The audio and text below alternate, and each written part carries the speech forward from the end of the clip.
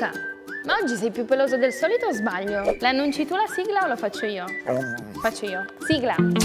Dubbi su Roomba. Domande curiose? Risposte serie.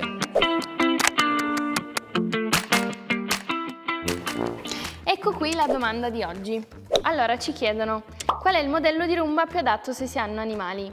Beh, io direi il Roomba J9 Plus. Perché? Perché è il più potente della gamma, non fa nessuna difficoltà con i peli, i detriti più ostinati ed è perfetto anche se avete tappeti.